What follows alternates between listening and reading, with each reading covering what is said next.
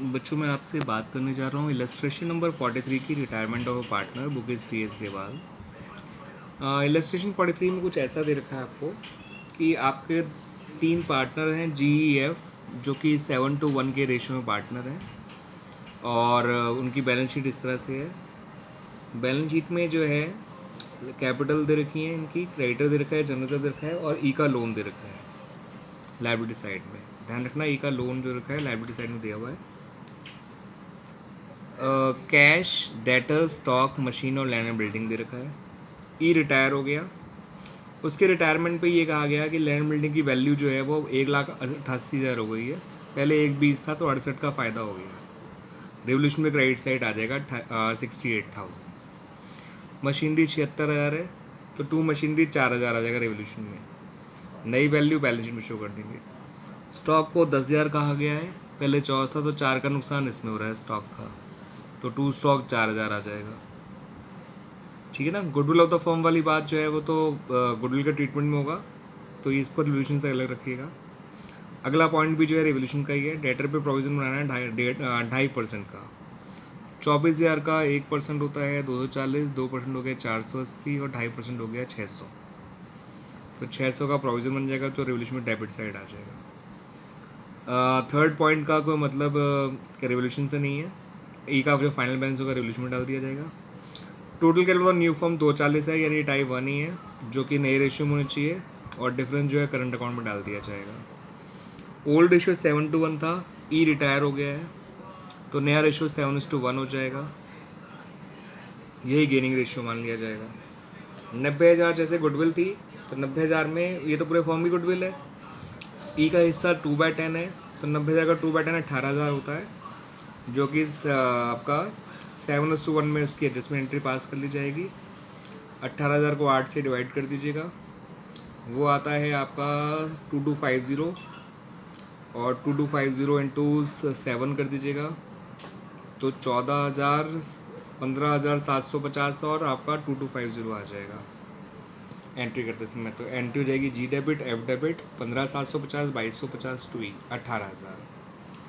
Revolution में हमने देखा था 68,000 क्रेडिट हुआ था, 4 और 4 डेबिट 60 हो गया और 600 इसका, तो 59,400 हो जाएगा, जो आपका 7:1 के रेशियो में बढ़ जाएगा प्रॉफिट। ठीक है ना। आइए मैं आपको सॉल्यूशन सब चीज़ दिखाई देता हूँ। सब चीज़ें ये बाय लैंड 68,000 लिखा गया। ठीक है ना बच्चों।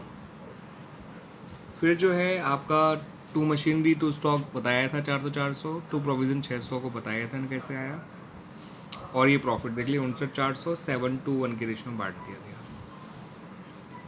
ठीक है बच्चों। कैपिटल अकाउंट पे आते हैं। बाय बैलेंस ब्रॉट डाउन 140, 40 और 20 लिख लिया। रिवोल्यूशन का प्रॉफिट लिख लिया। ये मैंने आपको बताया था 18,000 उसकी गुडविल आई थी, जो इन 7:1 के रेशियो में जो है बाय जी और बाय एफ कर दिया गया। इनके अकाउंट में 2 ईज कैपिटल अकाउंट 15,750 और 2,250 लिख दिया गया। जनरल जब बटना था बांट दिया गया। ई का लोन भी इधर ही ट्रांसफ़र कर दिया, बाद में वो ई के लोन में चला गया 1,37,800।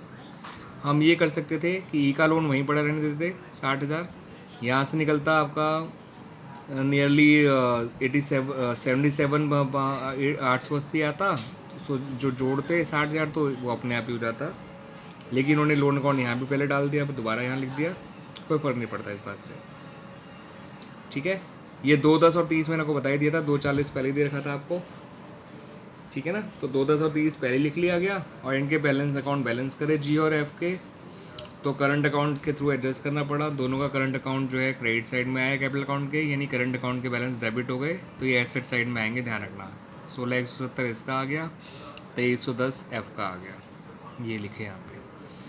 बाकी लैंड की नई वैल्यू, मशीन की नई वैल्यू, स्टॉक की नई वैल्यू, डेटर और प्रोविजन हटा के, कैश एज इट इज़, कोई चेंज नहीं हुआ। कैपिटल जी और एफ की लिख दी, ई का लोन लिख दिया, क्रेडिटर आ गया। तो टाइप थर्ड ही टाइप फर्स्ट ही थी, आसान सी टाइप थी, कोई मुश्किल नहीं थी ये। ठीक है ना बच्चों। तो illustration 43 is not a difficult illustration, easy सा इलस्ट्रेशन है। ठीक है। टोटल कैपिटल पहले से आपको दे रखी थी, और करंट अकाउंट वाला काम हम वैसे भी कर सकते थे, जो है इनकी पहले एडजस्टेड कैपिटल निकाल लेते सारे काम करने के बाद, फिर न्यू कैपिटल लिख लेते जैसे मैंने आपको वर्किंग नोट में सिखाया है, फिर उससे कंपैरिजन करके भी आप करंट अकाउंट समझ सकते कैसे आता, ठीक है ना। लेकिन हाँ, डायरेक्ट भी करा जा सकता है। नई कैपिटल जो आपको पहले ही बताया 240 है, तो उसको पहले ही यहाँ लिख लिया है यहाँ पर, और फिर उसको जो है हमने बैलेंस करने के लिए करंट अकाउंट से बैलेंस कर लिया, तो बैलेंसिंग फिगर ये आ गए।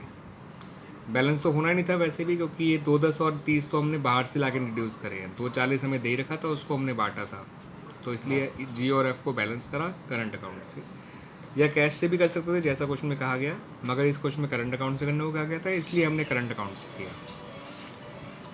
कम टू इलस्ट्रेशन 44 बच्चों।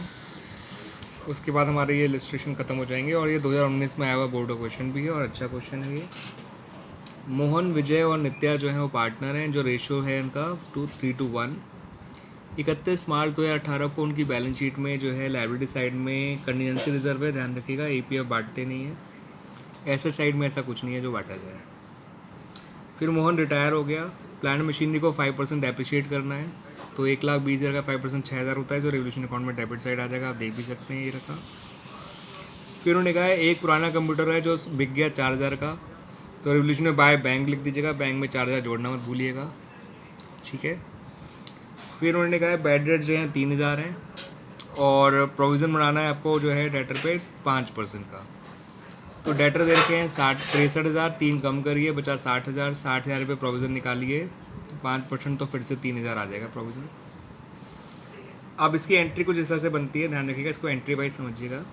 बैड डेट्स टू डेटर लिखिएगा 3,000 3,000, ठीक है बच्चों।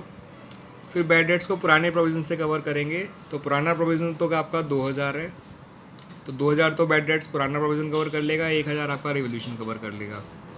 इसकी मैं एंट्री आपको समझाया था, इस तरह से हो जाएगी। बैड डेट्स टू डेटर्स 3,000 3,000, फिर प्रोविज़न से जो कवर होगा वो 2,000, बाकी 1,000 कौन कवर करेगा, रिवोल्यूशन टू बैड डेट्स 3,000। तो रिवोल्यूशन में देखिए 1,000 रुपये टू बैड डेट्स लिखा होगा, आप देख सकते हैं, ये देखिए, ठीक है ना। और ये टू प्रोविज़न 3,000 कहाँ से आया ये बता देता हूँ, क्योंकि जब आपको डेटर पर नया प्रोविज़न बनाया था आपने, वो 60,000 से बनाया था, 60,000 का 5% 3,000। अब रिवोल्यूशन में जो है नए प्रोविज़न और पुराने प्रोविज़न का डिफरेंस आता है, नया प्रोविज़न है 3,000, पुराना प्रोविज़न बचा 0 क्योंकि यूज्ड अप हो चुका है, तो रिवोल्यूशन में टू प्रोविज़न 3,000 आ गया ये, ठीक है बच्चों। तो ये वाला पॉइंट भी हो गया। 4th पॉइंट गुडविल का है, 5th पॉइंट कैपिटलिज्म का है, 6th पॉइंट में नया रेशियो दे रखा है, यानी रिवोल्यूशन के पॉइंट तो कंप्लीट हो गए।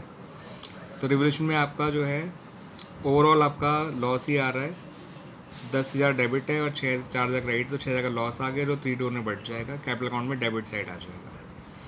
बाकी अंदर जो कंटीजेंसी रिजर्व है 30,000 को बांटना बोलना 3:1 में, तो 15, 10, 5 आ जाएगा। बाय बैलेंस ब्रॉट डाउन 1,20, 1,00,000 और 90,000 लिख ही लोगे आप। चौथा पॉइंट गुडविल का है, जिसमें रिटायर हुआ है मोहन का हिस्सा है हाफ, यानी 90,000 आ जाएगा।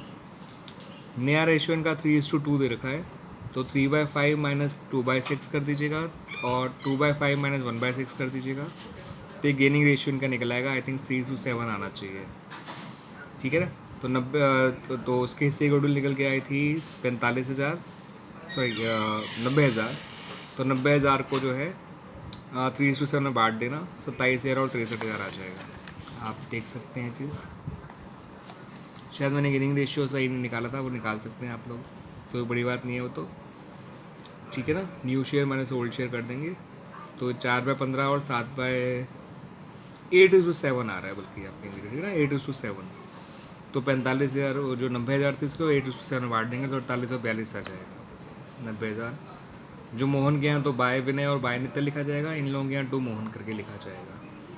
डिवल्यूशन का लॉस लिख ही चुके हैं, कंटीजेंसी रिजर्व लिख ही चुके हैं। मोहन का पैसा उसके लोन में ट्रांसफ़र कर देंगे।